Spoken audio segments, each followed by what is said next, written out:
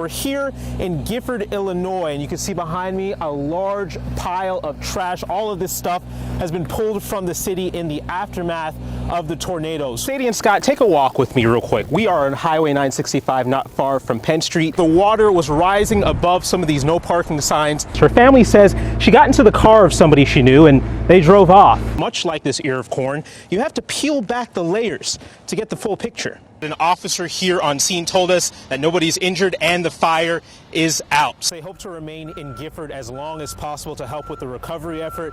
They didn't quite have the materials necessary to open up the detour, things such as barricades. Nowadays, they're not looking outside your car or inside your car. Actually, they're looking underneath it. Meanwhile, on the other side of the river, on the west side, some say people over here are being left in the dark. A camera like this is so small, so unrecognizable, that chances are you'll go into a bathroom and not even see it.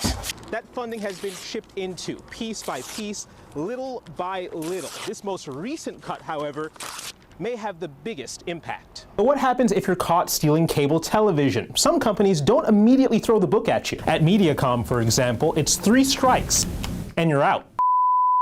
In Iowa City, Jason Hackett and Emma for Fox 28 News. On this windy Friday afternoon, It was just crazy. bullets were only the beginning. It's just before 12:30. Morgan Schwab was doing what high school girls do. A couple friends and I were getting our nails done for homecoming. Suddenly, chaos at the gas station next door. We heard about 5-6 gunshots and then see a white car sped off really fast. That car belonged to the suspect, 18-year-old Brandon Gordon. We thought, oh my God, did someone get hurt? The victim, 18-year-old Kirsten Meyer, was rushed to a local hospital. As the search for Gibson began, Kennedy High and Wright Elementary were put on lockdown. I have a younger sibling who goes to Kennedy as well. She called me right away and was like, OMG, are you okay? After a half-hour search, Gibson was eventually tracked down and arrested a half-mile away. And that's when the bomb squad rolled in. If it's not one thing, it's another. During the investigation of the shooting, police found a suspicious package on a nearby roof. I was thinking, oh my God, is it just gonna blow up this whole side of town? Stores were cleared out, bomb suits were brought in, and after investigating, the package turned out to be nothing more than merchandise alarms and wires. The shooting and the chaos that followed left many shaken. It's not safe to go out during the day, at night, anytime. Especially Becky Fink. Before the shooting, I was headed over to the station. I'm just so glad that I didn't end up going. I would have been right at the place at the time that the shooting happened. Tiffany, police say the devices were discovered on the field after a game Tuesday night. Tonight, as they work to nail down a suspect, parents and coaches are reacting with surprise and disgust. It's almost hard to imagine someone stealing the innocence from such an innocent game. My kids play over here all the time, even when they don't have baseball games, they're over here playing with their friends. But here in Cascade, just miles away from the famous Field of Dreams, parents are hearing their worst nightmare. Unfortunately, there's some kind of sick people out there. The Dubuque County Sheriff's Office says the 2 cameras found were similar to these. They're cheap. Once you have your recording, you just go plug it into your computer or your laptop and you would have a full video. And if you blink, you'll miss them. Police say a camera like this is so small, so unrecognizable, that chances are you'll go into a bathroom and not even see it. Deb Bertling, who lives next to the field, finds it extra disturbing. You never think it's going to happen in your own backyard, and it literally did, unfortunately. It's also troubling to Coach Jim Reinke, whose team was on the field across from the bathrooms Tuesday night.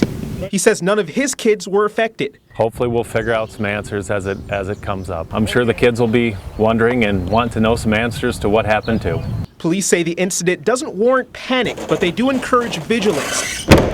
As for the person or persons responsible, I think they should get the book thrown at them. Well, I hope there's some justice. I hope there's some apologies. I could tell you some things that I really want, but probably aren't appropriate for this time. Now, Lynn says they do have a suspect in mind. Depending on what they find in the camera, their charge could go from a serious misdemeanor for invasion of privacy to a full-on felony for child pornography. Jason Hackett, Fox 28 News. Scott and Tiffany, several homes are in pretty bad shape out here. We're actually standing in front of some of those homes right now. You can't even see them because they have no power. Foundations are falling apart. The smell of mold and standing water lingers in the air. Some residents even tell me that they've been victimized by looters. All they want out here is a little bit of aid. A generator churns away at Sherry Kirk's home.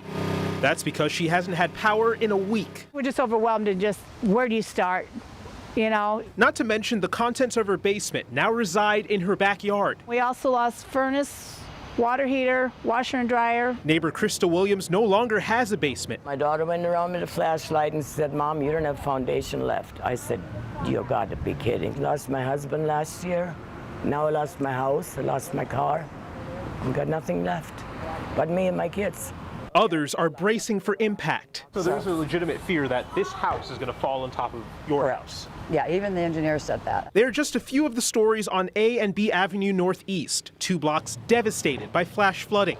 A surprise to most here because after major flooding in 1993, they promised us in '93 after the storm sewers were put in, we wouldn't flood again. The city says that's not likely. Certainly someone's not going to tell them that Mother Nature's not going to dump so much water on there that whatever system is there is going to be able to handle everything. Elgin says they will take a look at the facts and the piping system to see what options are available. That will happen in the next 30 to 60 days. Residents say they need help now. Nobody from the city, nobody came down to help. We're just forgotten here. Brent said check Mercy Hospital, said, oh, they're back up and running, there's no problems. What about coming around to the neighborhoods? Many of the residents I spoke to say the damage at their home is beyond repair, and they may have to abandon the homes that they've lived in for 30 to 40 years. We're covering the corridor here in Cedar Rapids tonight. Jason Hackett, CBS 2 News, 10 at 10. CBS 2 News reporter Jason Hackett joins us with part 1 of the final Citizens Police Academy. The CRPD uses the X26 taser, one type of electronic control device. Police Chief Wayne German says it's the most effective tool he's experienced since he joined law enforcement. He says it reduces injuries on both ends, suspect and officer. Academy students who were brave enough got a taste of just how effective it is. From dangerous, taser, taser, taser, to necessary. Society's view on electronic control devices hits both extremes, and both sides have their arguments. The human rights group Amnesty International says there have been more than 300 deaths related to the taser brand since 2001. But Chris Smaby with CRPD says none of these cases show that the taser was the direct cause of death. The taser got them, and as a result, something happened afterwards. What we call excited delirium may have kicked in. They were on drugs. They had other issues going on. Smaby says the power of these devices isn't lost on police. They have to get stunned before they can even have one, as demonstrated here by Sergeant Christy Hamblin. It always reassures me that I don't have to do it again. And now, as Citizens Academy students come up on graduation, it's our turn. What we're doing now is sending a shock wave from here to here. First, the clips were applied. Each student got down on the ground, and then... Is there anything particular you want to say before this? Oh, Mary, Mother of God. Laughter literally turns into shock. Would you tell me your name again, please? Landon. Landon? Okay, where'd you go to school, Landon? Linmar.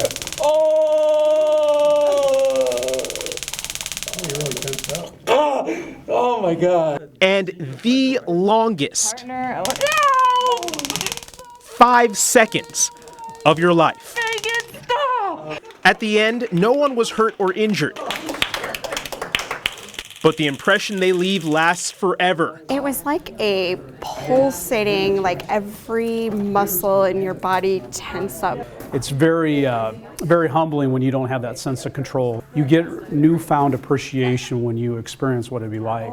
An appreciation that gives perspective to officers. It's something to just not use lightly. They need to make sure they use it during an appropriate time. The airport. It's a constant cycle. People come and people go. It can be the scene of both happy hellos and grim goodbyes. But Wednesday night is different. So Grandma's going to greet him up there, and then they're going to turn the corner, and then... E6 Staff Sergeant Rick Ryder served in Vietnam from 1969 to 1970. At the time, public opposition to the war was strong, and when Ryder got back home, the welcome was less than warm. His son Kenny was barely old enough to remember. I was 6 months old when he came back, so I didn't get a chance to do any cheering or yelling for him. But that is about to change. Rick was selected for a trip to Vietnam for Purple Heart recipients. It was a chance to visit the country he once marched through as a soldier. It gave his family an idea. He never really got the welcome home that I felt like he deserved. He makes a sacrifice for us, so we all made the sacrifice for him and showed up. So armed with flags, signs, and hats, a soldier got his proper welcome.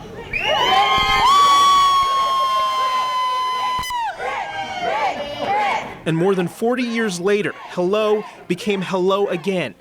I guess I'm at a loss for words. Pretty special. This is pretty cool. Yeah, it's way cool. In a terminal full of a never-ending cycle of highs and goodbyes, Rick Ryder got the best greeting of them all, one that was decked out in the red, white, and blue he fought for 4 decades in the making. All you gotta do is read the signs.